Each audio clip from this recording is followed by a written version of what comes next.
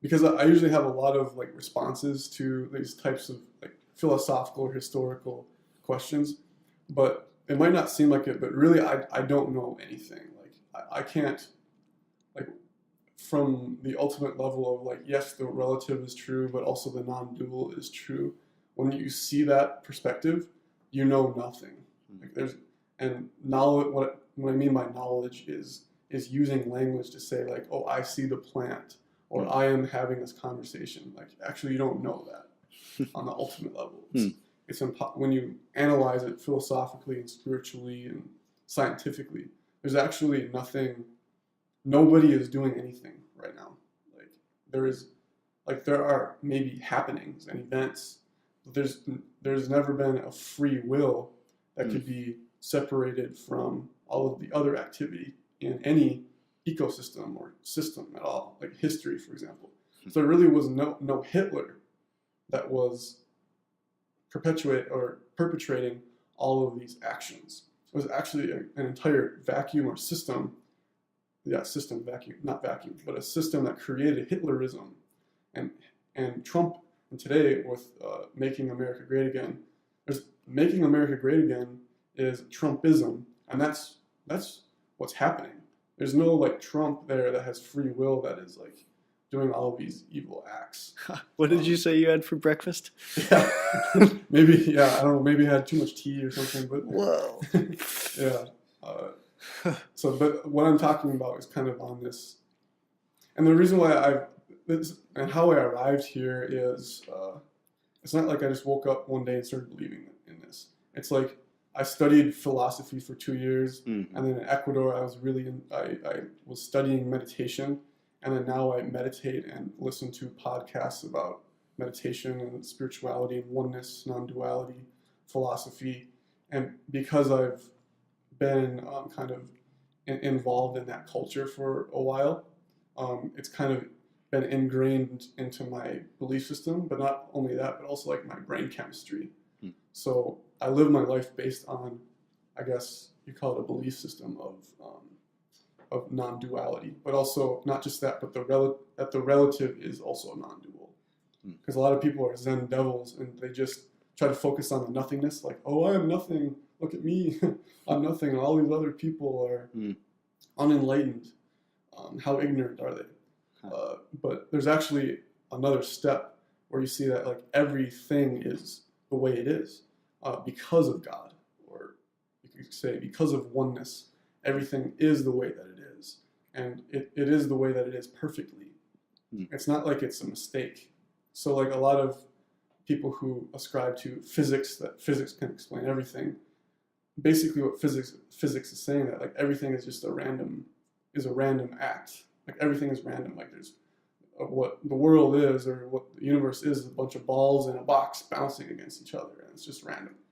But I think if you go further enough in physics, you start seeing like, well, everything is set perfectly. Like this whole world is perfect. And I think you have to keep going and have an open mind while you're doing this journey of truth seeking. But it just kind of appears in your mind that like, wow, all of this is working perfectly.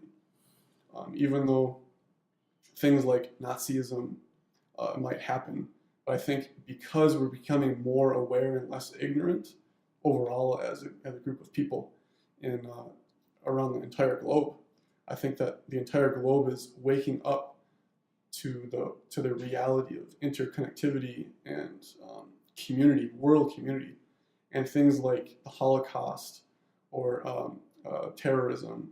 It's going to be less and less the case, and that actually, like the enemy, because really the enemy for humans is themselves, but not like any particular human group. It's the entire human group that is the enemy to themselves, because I think that the earth is trying to tell us, like, you guys you need to get rid of your ignorance and come towards more truth. Otherwise, all of you are gonna die because due to climate change,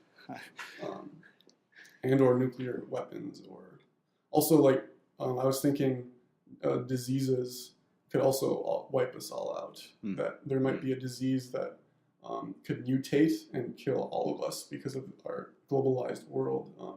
It could shut off our entire global economy. That's another. So there's negative, there's possible downsides to this as well. All of the ignorance that, yeah, and the ignorance. What that is, and how I define ignorance is just like your inability to see your true self, which I think is the case for all of us throughout our life. Is that our inner voice is telling us to like ignore our true self. So our inner voice is trying to convince us like, get more money, have that next thing, get that new car, and it seems really exciting. But this excitement in life, but also it's not just excitement, it's suffering as well. Because the opposite of excitement, or like the sister of excitement is suffering. It's actually the same thing. But because you can't have excitement without suffering. And because you're by living through this excitement and then suffering and then excitement, that is this ignorance that we're living our life from. So we're living from, because it's really what it is that we believe what our inner voice is telling us. That's the basic idea. And I would say that's what evil is listening to the inner voice. And the inner voice is trying to tell us about this mythological world of that there's separateness and we're at war with each other, and like the world is just random, and that there's these evil people out there that have free will that are going to harm you and things like that.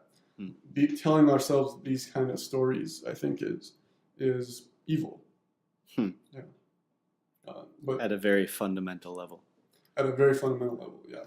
Huh. So, but kind of using the word practicality, I don't think it's practical to use the word evil, because most conversations are at the relative realm of like that there's humans and plants and animals, and that there's climate change, and that kind of level I'm talking about.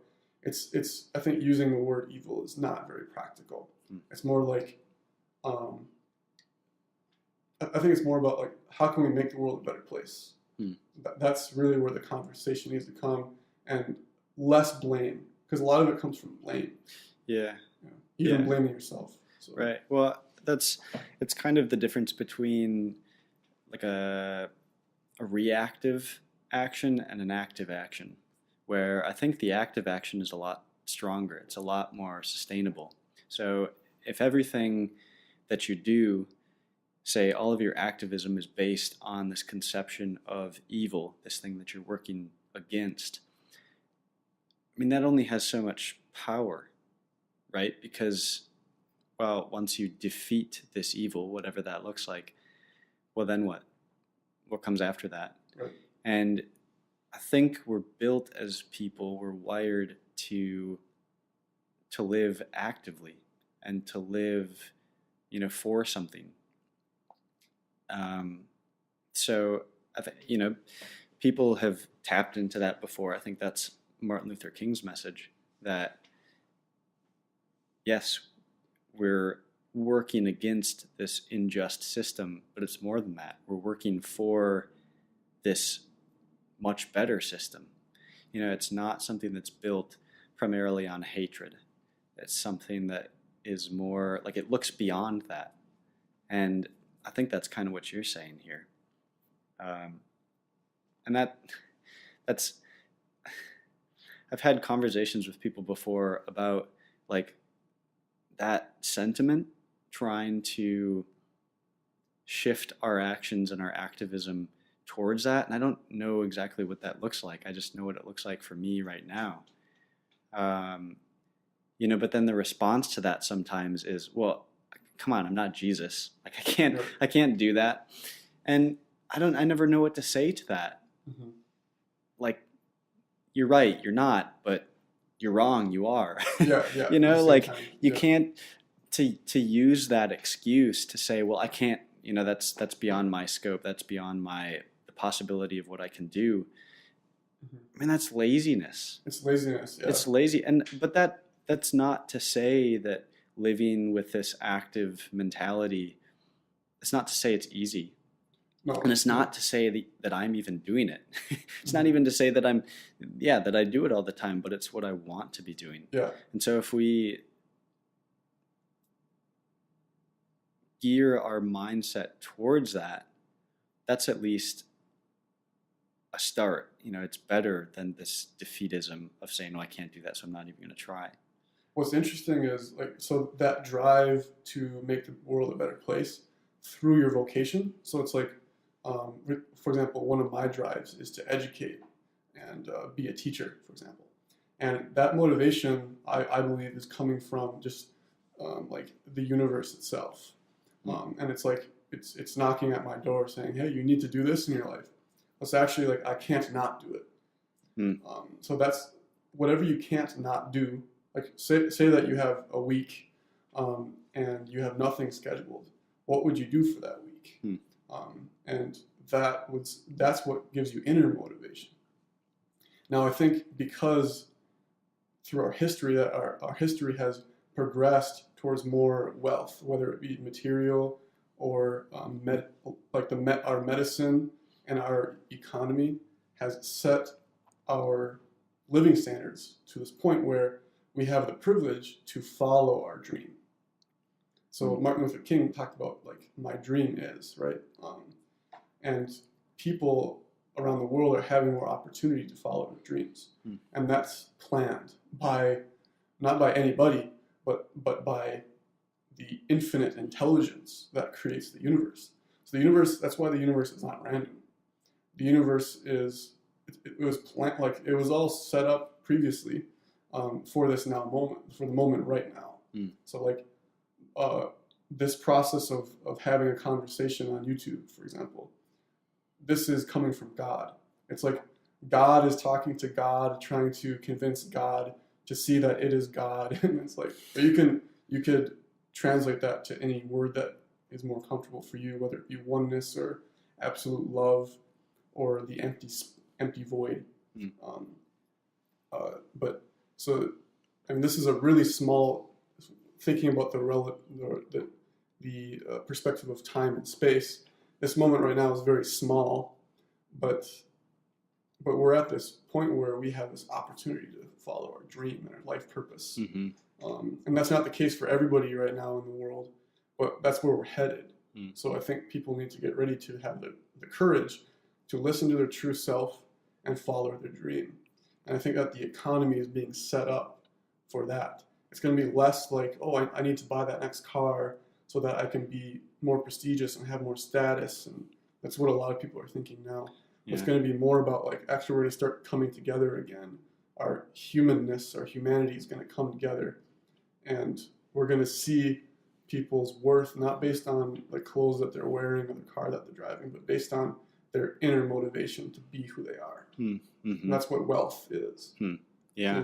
Is your ability to see your true self and God. And there's healthier ways to take our awareness of privilege than other ways, right? Absolutely, yeah. I mean, I get dismayed when we talk about privilege and then take that as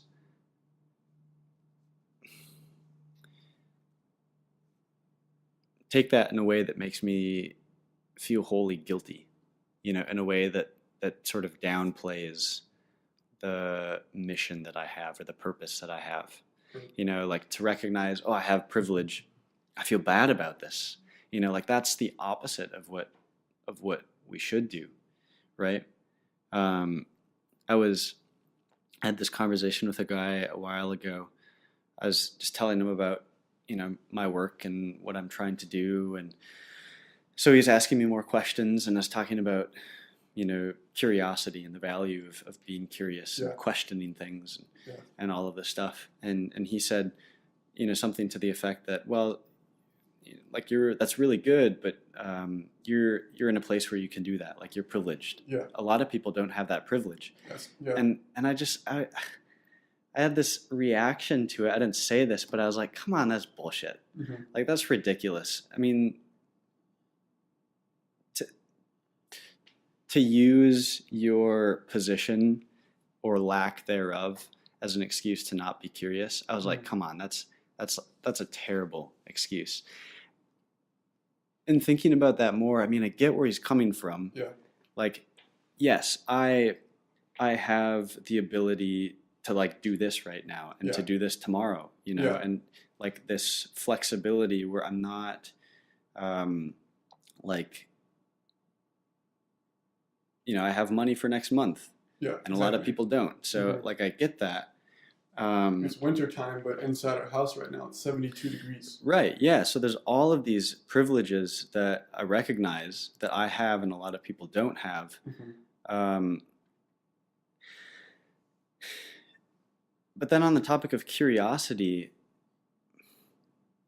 yes, I probably have a position where I'm able to be curious in a way where I can spend more time on it than a lot of people. But to say that somebody doesn't have the ability to be curious at all, I mean, then my hope is gone. Mm. Like then what's the point of story? What's the point of engaging with other people? What's the point of having experiences, if you can't be curious about them? And so I kind of mourned that comment that guy made. Mm-hmm. In my mind, that's kind of an excuse to maintain this passive approach to the world. Yeah. So yeah, there's different degrees to which we can do that based on our security, but to just say that we can't do that is, I don't know, that's really unfortunate to me. Yeah, it's unfortunate because you see that that's a mentality that's utilized for surviving in a particular environment. Mm-hmm. And I don't think it's a wrong view in the absolute sense. Like, it's definitely not wrong, because it's just that that's how the environment is for them at this particular Right. time in history. But if you are really optimistic about the future, you can see that we're going to go. Our values as a culture are going to go from materialism to things that are like absolute values, like just curiosity for the sake of curiosity, just conversation for the sake of conversation.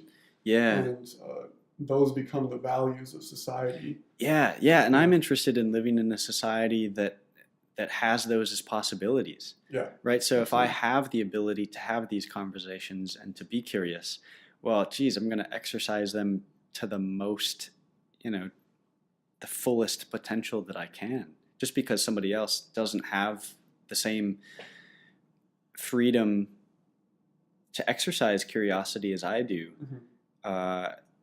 doesn't mean that I still shouldn't like rush fully into that. No, right? because it's like you can't not do it.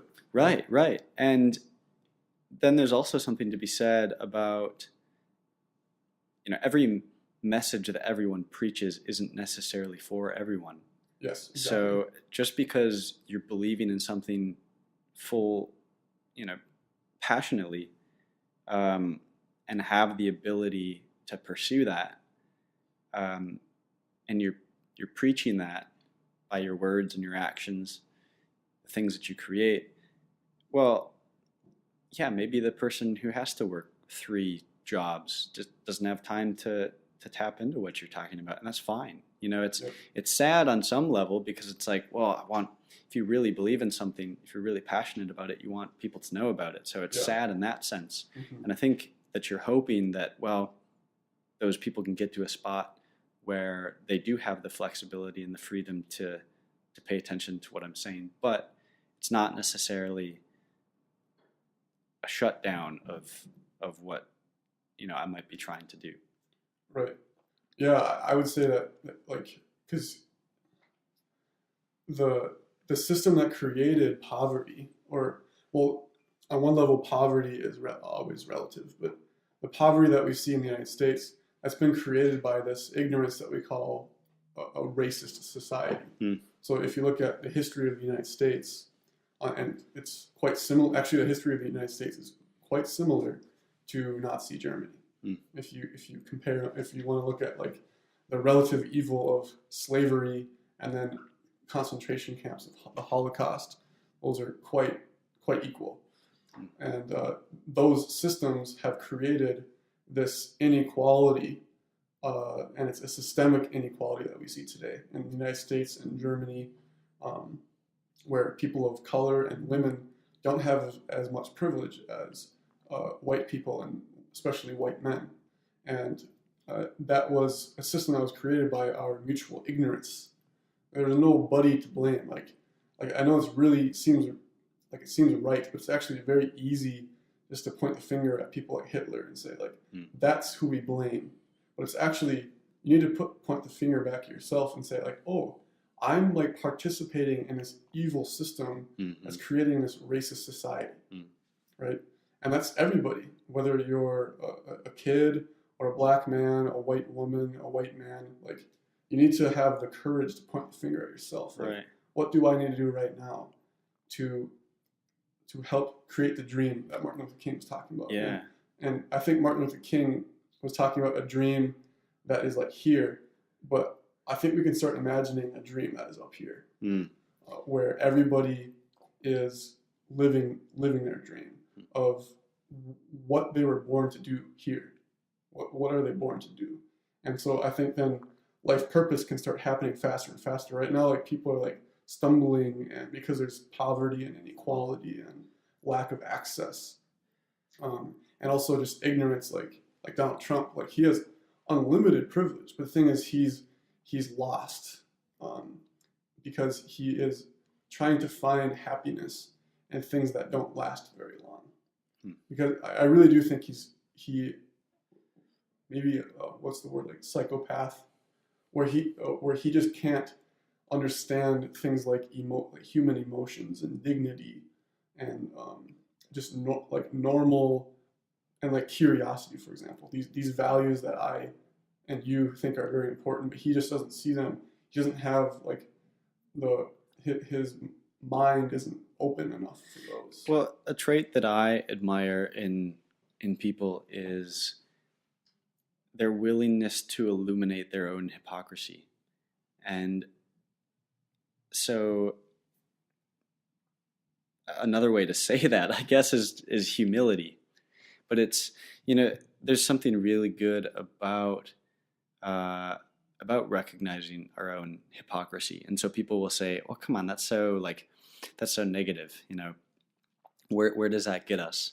Well, it's, in my mind, it is kind of the same thing as saying, be humble. Because you can't come into contact with your hypocrisy and honestly maintain arrogance. Right. If you're honestly grappling with it. Mm-hmm. Because there's something really deep about this recognition of hypocrisy that is really, like, I think at the root of it, you're understanding that there's a mismatch between whatever it is, who you are and who you say you are, or who you should be and who you are in this moment. However you want to phrase that, there's a disconnect between like two pieces of yourself or two sides of yourself. Yeah. And so I think any honest confrontation with that has to be marked by a willingness to be humble. Right. In that. Because the humility comes from the recognition that you're not doing it. Like you, the soul, right? Like we misidentify ourselves with like the inner voice, like I was saying. So when you see that you are the soul, you have no choice but to be humble. Because you see that, like, oh, I'm not the doer, right? So there's this idea of non-doership. That's a big word. But the idea is, I'm not the doer. So like the idea, like, oh, I'm drinking or I'm talking, that's the doing, right? So it's like we assume that because there's doing, there must be a doer. That comes from like the ignorance of our language, where it's like, I do this. But it's just doing. It's like, if you look at it from any levels, philosophy, science, spirituality, history, it's just doingness. If I could use that word. It's like there's movement There's definitely movement. That's pretty simple to see. But it's like, but seeing that there is a free will or an agent, meaning like there's a person there doing it. It's like that's a little bit harder to find and pinpoint. As soon as you have that ignorance of, yeah, it's me doing this, like it's really easy to be arrogant. Like arrogance just inherently comes about, and you see yourself as superior to others because, oh, I'm walking this path of God, or I'm walking this path of I'm meditating an hour every day and no one else is.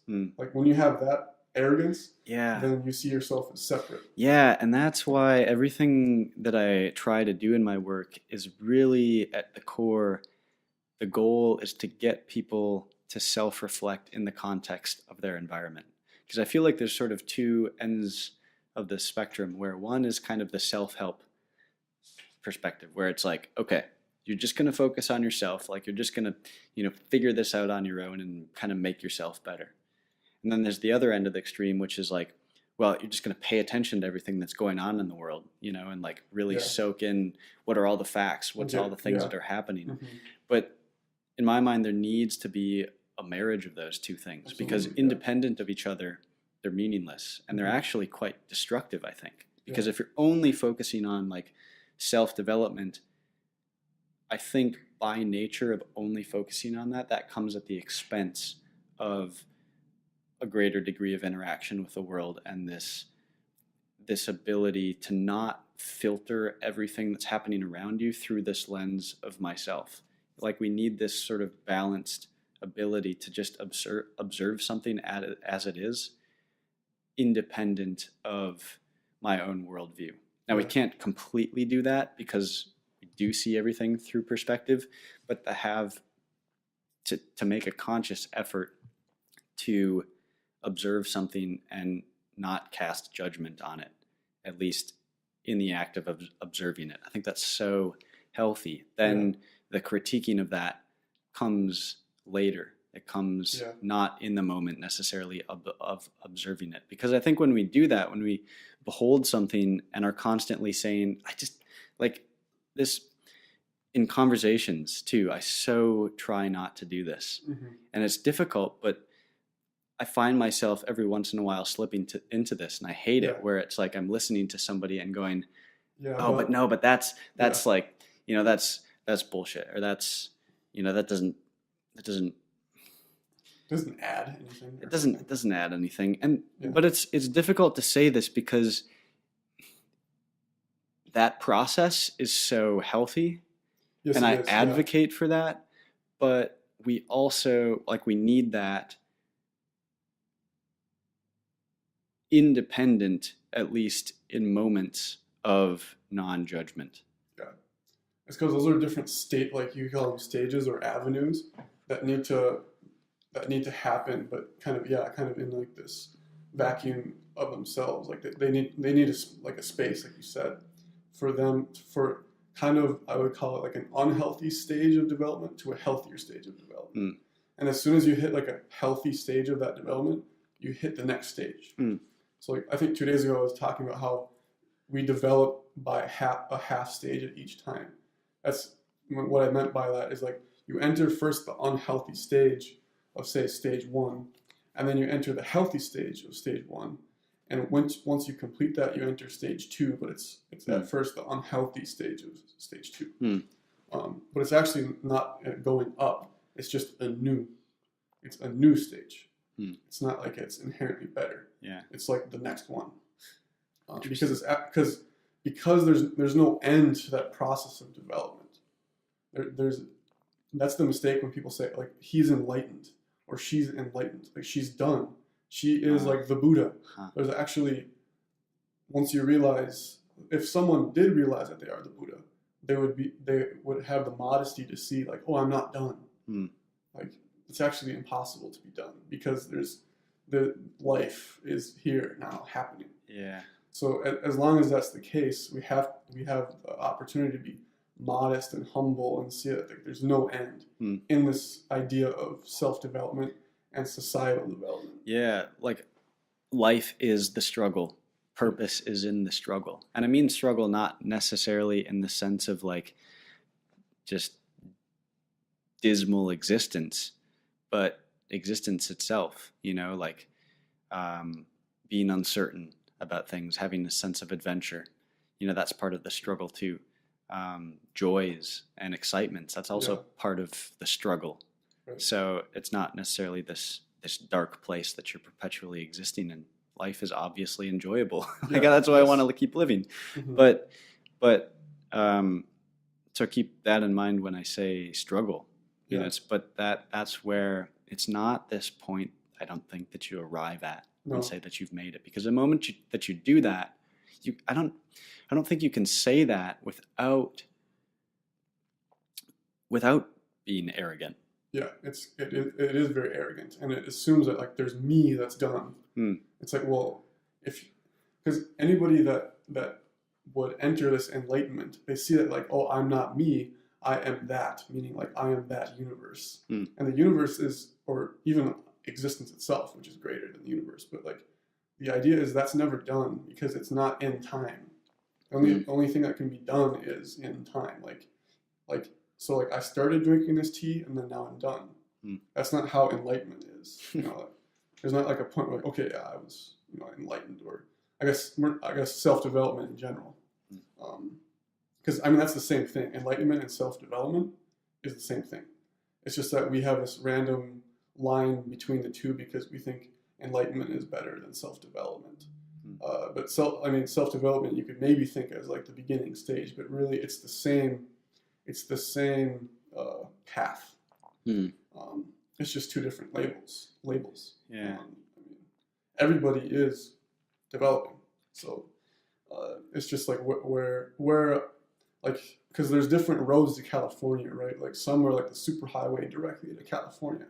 And those tend to be the scary paths, or those are like the difficult paths to reach California. Really, California is, you see that like, oh, I get to go in the ocean, and the ocean is infinite.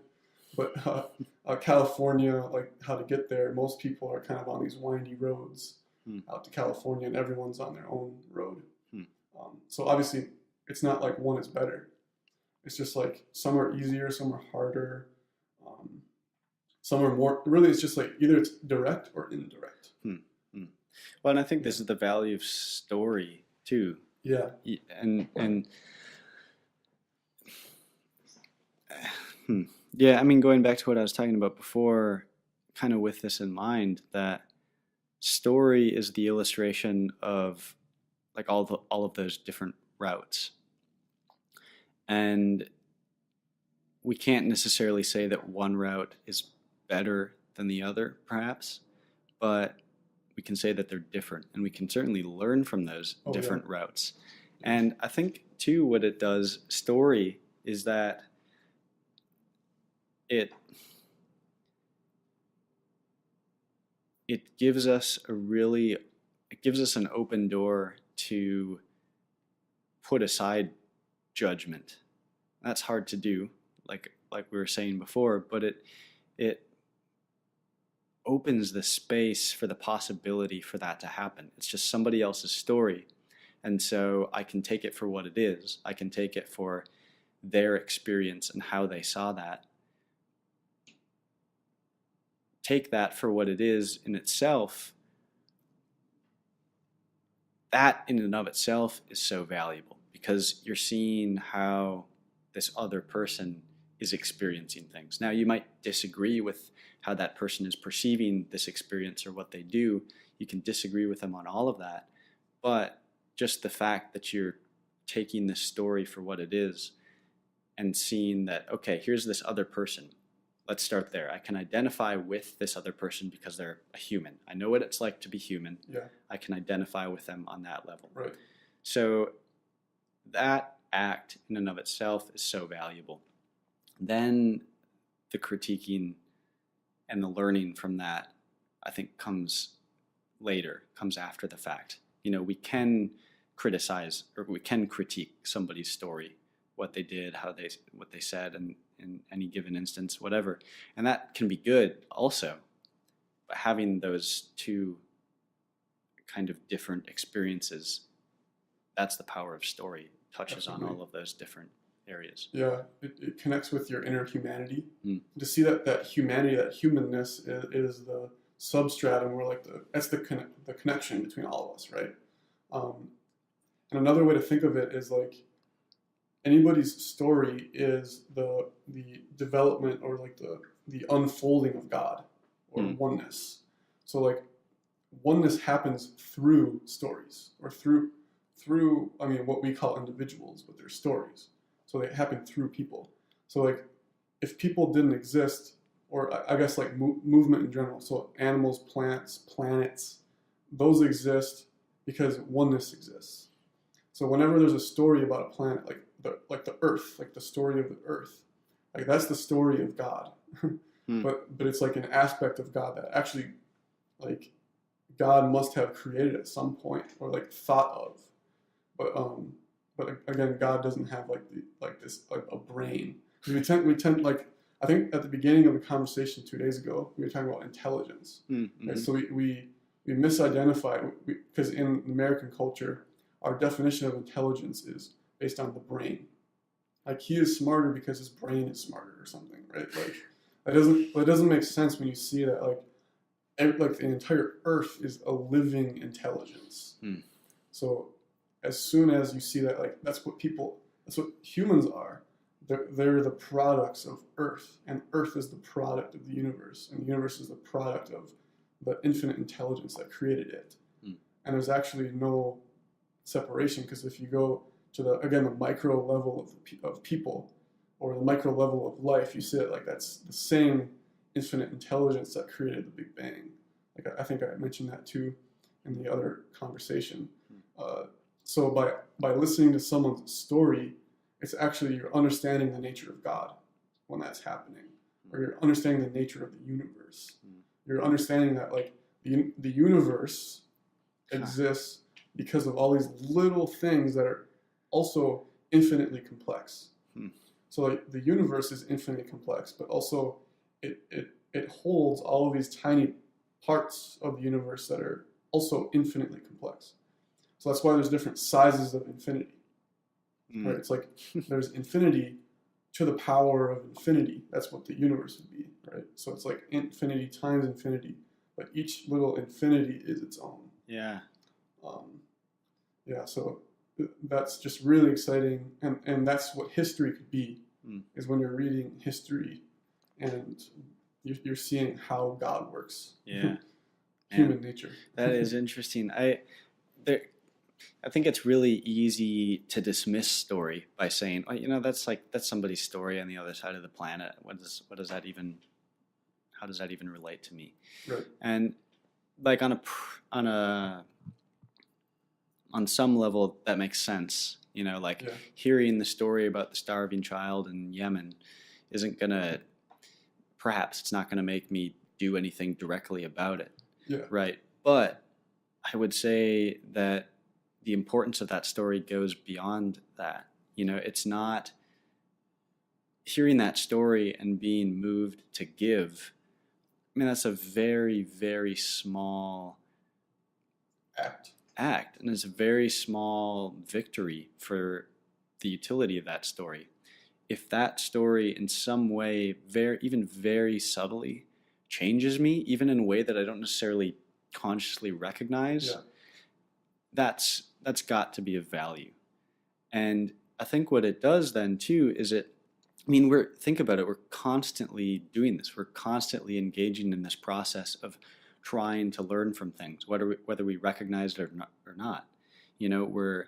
We're going about our days and having these micro experiences, and we're learning things. We're picking things up. There's a million examples you could point to, whatever it is, So we're constantly adapting and we're constantly learning. What story does is, I think, puts that learning onto a very human level. And to deny the value of that is to deny it's kind of to deny yourself in a way. Yeah, it's like this magical moment when you see, because I've seen some photos of starving children in Yemen or Somalia, and it's this mysterious event in your mind when because you thought that child was a they, like them, and then when you see that the child is suffering in this human way, you're like, oh, you see yourself in the child. Right. So it's like this magical moment of, wow, I'm not separate.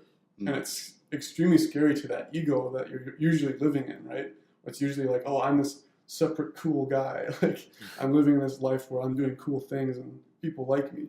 But when it's like, oh, there's this vulnerable child who's dying of hunger. Yeah. It's like, oh, I am also that child. It's a really interesting process to think about. I mean, looking at those stories, you kind of feel this repulsion. So, but we don't often take the time to ask why. Like, what is this repulsion? Where is this coming from? And I've tried to do that a lot, and I don't exactly know fully where it comes from, but I think a piece of it is that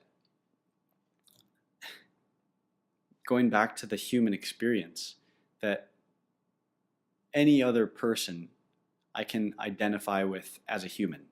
Yes. Our experiences might be completely different, but just that we know what it's like to be human. There's something very fundamental about that.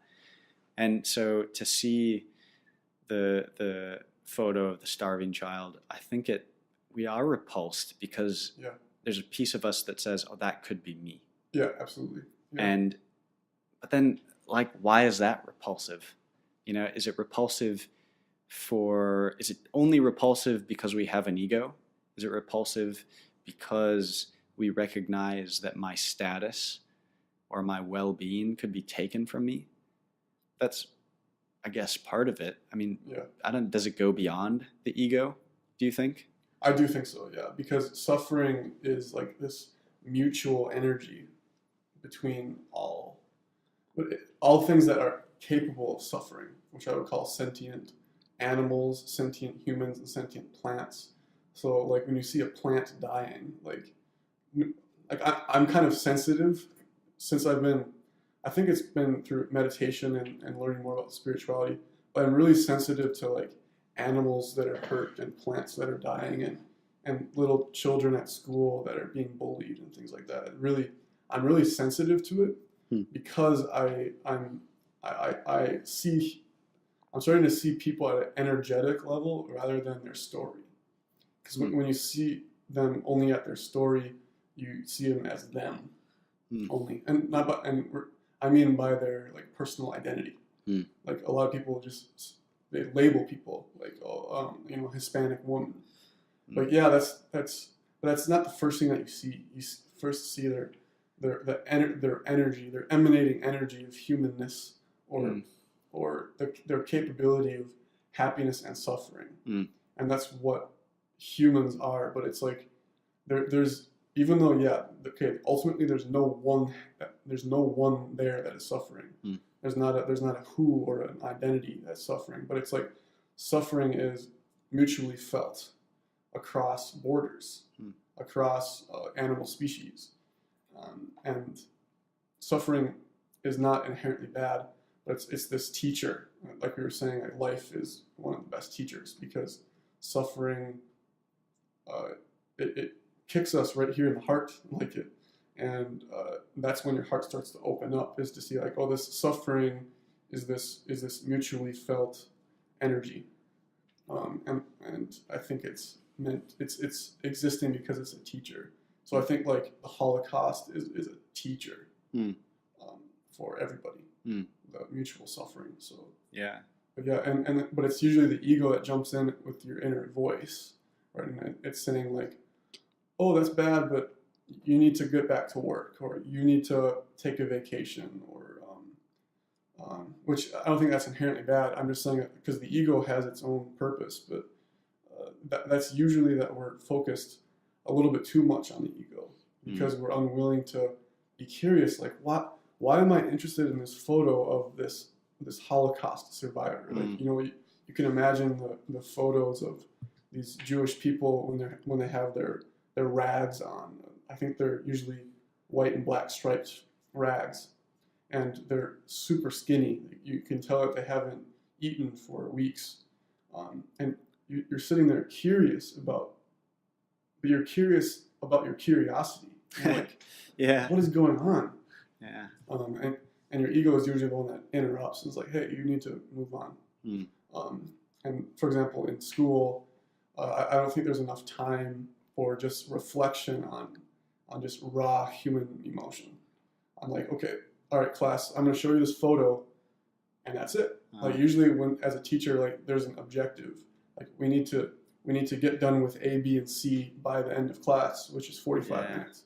But really, how learning happens is like you show a photo, and the conversation starts to open up about the photo, like what is happening here, and that should lead to students diving into like the own emotion that they feel from, and the only way for that to be built in a community in the classroom is creating a safe space for people to be vulnerable.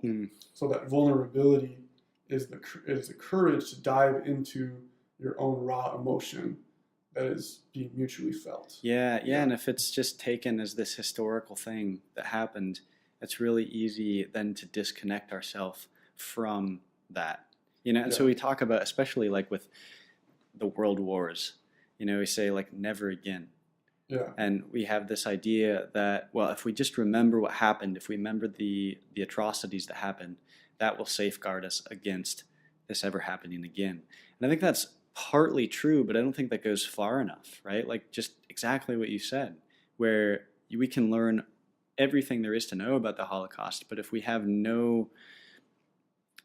not gone through this journey of then reflecting on ourselves, then things don't change. If we just read this as a historical event that these people did and they're responsible for it without recognizing that the responsibility is part of human nature and that human nature is part of me.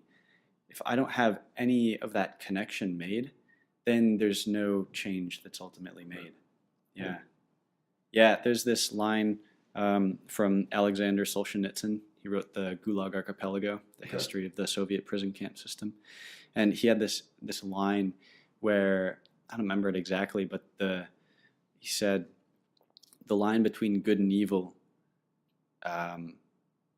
doesn't run between different people, but through every human heart. Yeah. And that's just like, yes. So to read history through that lens and to say that it's not just these people that have committed this, but it's human nature that has committed this. To really wrestle with that, honestly, I think that's the beginning of the safeguard that prevents these things from happening. And they continue to happen because that's so difficult. I mean, who wants to do that? Who wants to analyze the evil within themselves? Right. That's profoundly scary. It's really scary. Yeah. But I also see that as profoundly hopeful. Yes. Like paradoxically, like reading this stuff and having the knowledge to then having the basis to then analyze that line between good and evil right here. I see that as hopeful then because of going through this process of having thought about these things. And so then when I find myself in those situations, I mean, hopefully I never find myself in a situation as extreme as like in Nazi Germany, but we're encountering very micro versions of this every day. We're deciding between what to do and what not to do, what's moral and what's not moral. So if we bring it down to those everyday experiences, if we're continually engaging in this process of analyzing that line between good and evil in my own heart, then when those instances come, I'd like to believe that I'm more equipped to make a more holistic decision and one that's going to prevent evil or mitigate evil, maybe. Yeah.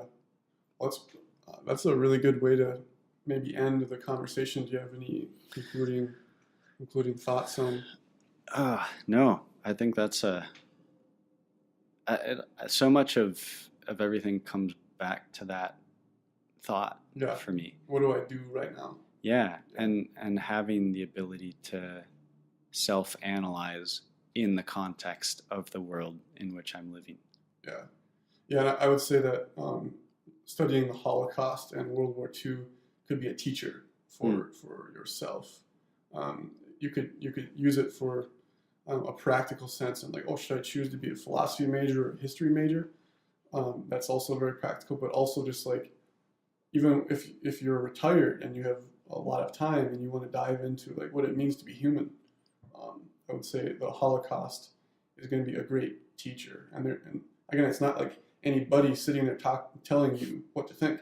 It's actually just the raw emotion and human nature that is like emanating from the story. Yeah, and like we were talking about, I think that we can do this learning about human nature everywhere and in every instant, no matter how small the interaction or the experience.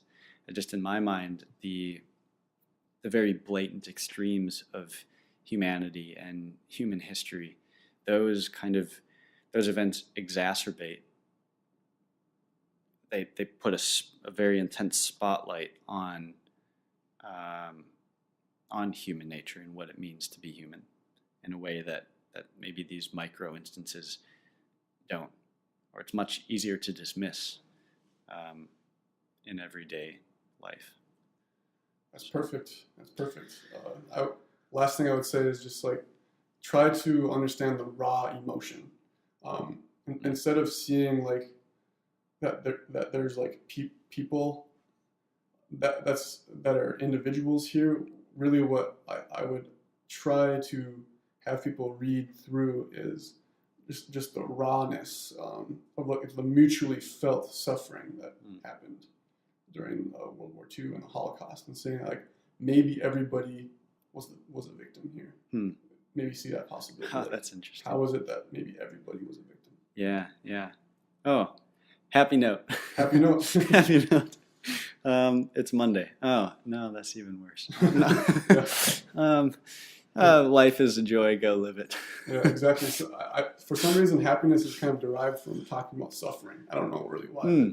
Maybe that's a privilege I have. I'm always been interested in talking about how suffering is created in society, and for some reason, I feel extremely happy talking about it.